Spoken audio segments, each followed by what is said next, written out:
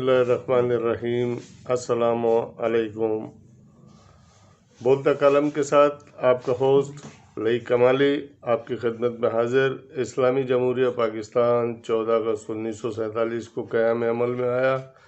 اس کے بعد اس ملک پر بے ایمان، بے حس، بے شرم، انسانیت سے عاری اشرافیہ، کرپٹ بیوروکریٹ،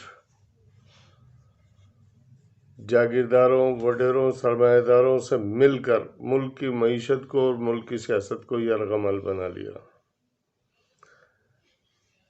معیشت پر مافیاز کی شکل میں قبضہ کر لیا۔ Mafias, sugar mafia, drug mafia, chicken mafia, fertilizer mafia, زرعی ادویات mafia, chicken mafia, transport mafia, oil mafia, smuggle mafia, currency mafia, پھر جعلی ادویات مافیا، جعلی یوریا کھاد مافیا۔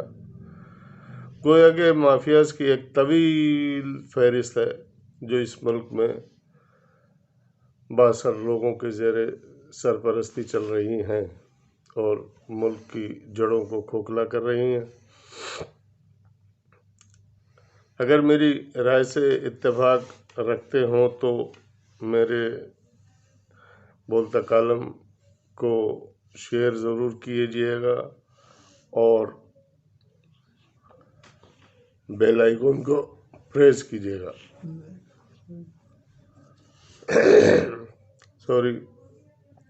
معیشت کو اس بری طریقے سے اپنے شکنجے میں جکڑا ہے کہ اب اس کا نکلنا مشکل نہیں، ناممکن ہو چکا ہے۔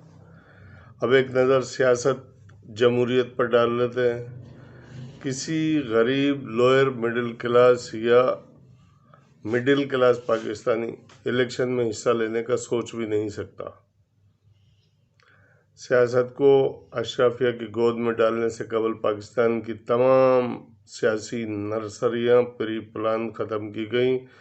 طویل عرصے تک مقامی الیکشن نہیں کروائے گئے، اس لیے کہ مقامی الیکشنوں سے مقامی قیادتیں، لیڈرشپ باہر آتی ہیں۔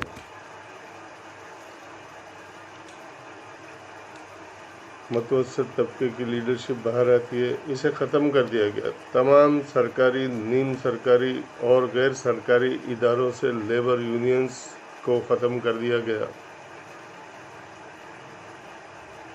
اور وہاں سے بھی لیڈرشپ نکلنا بند ہو گئی۔ مزدور یونینز پر پابندی۔ پھر اس کے بعد غریب متوسط طبقے کی پڑھی لکھی قیادت کا راستہ روکنے کے لیے طلبہ تنظیموں پر بھی پابندی لگا دی گئی۔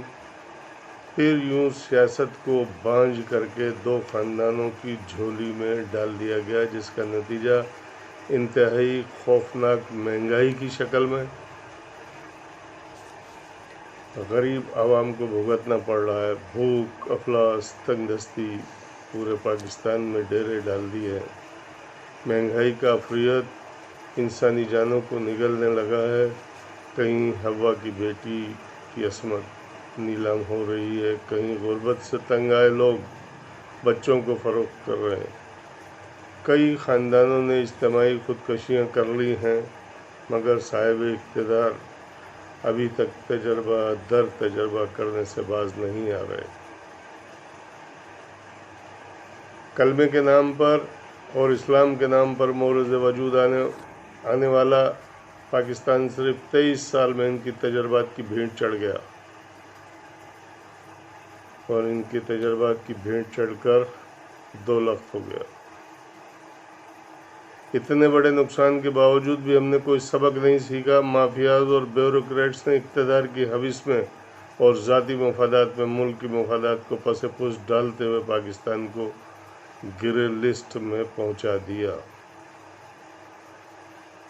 گرے لسٹ یعنی ایک قدم بلیک لسٹ سے پیچھے، بلیک لسٹ کے بالکل قریب پہنچا دیا، یعنی ڈیفالٹ کے قریب پہنچا دیا۔ 8 فروری 2024 کے الیکشن میں جو نتیجہ آیا وہ سانپ کے منہ میں چھچھوندر کے مصداق ہے۔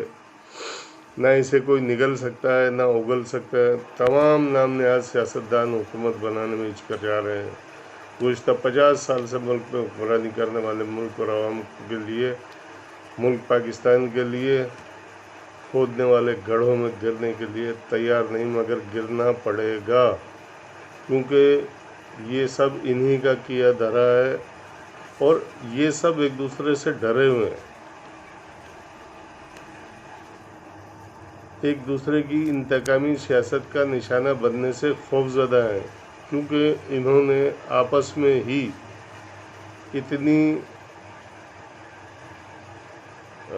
معذرت کے ساتھ بد زبانی کی اور الزامات کی بھرمار کی کہ اب یہ اقتدار بھی لینا نہیں چاہتے اور اقتدار سے دور بھی نہیں رہنا چاہتے۔ مفاہمت کے شہنشاہ کہلانے والے اور مغز اور نلی نہاری پائے کھانے والے سب کے مغز کام چھوڑ گئے۔ میرا تجزیہ ہے کہ بازی پلٹنے کو ہے، اب جس میں دم ہے وہی رہے گا۔ اب جو شدید ہوائیں انہوں نے چلائی تھی، اب اس میں وہ دیا جلے گا جس میں دم ہوگا۔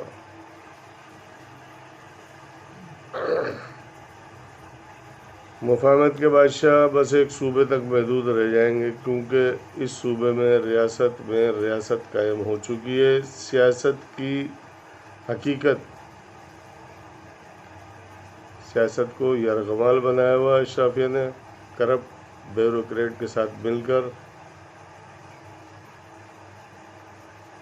اس ملک کی بقا سلامتی کے لیے کوئی بھی مخلص نہیں، اب صرف اور صرف ذاتی مفادات کی سیاست ہو رہی ہے۔ اقتدار کی ہوس میں یہ اس حد تک چلے گئے کہ ملک کی کسی نے پرواہ نہیں کی اور ملک معاشی طور پر، یا یوں کہہ لیں کہ ملک کی معیشت کا ٹائٹینک ڈوب رہا ہے۔ اب خدا کرے کہ میرے عرض وطن پر وہ اترے فصل گل جسے اندیشہ زوال نہ ہو۔ سب سے پہلے پاکستان زندہ باد۔ والسلام، آپ کا host Laeeq Kamali, Sky News channel, cameraman Usama Kamali کے ساتھ۔ اللہ حافظ۔ اور نیچے جو وہ سبسکرائب کا بٹن ہے نا، اس کو ہٹ کرو، جلدی سے کرو، سبسکرائب۔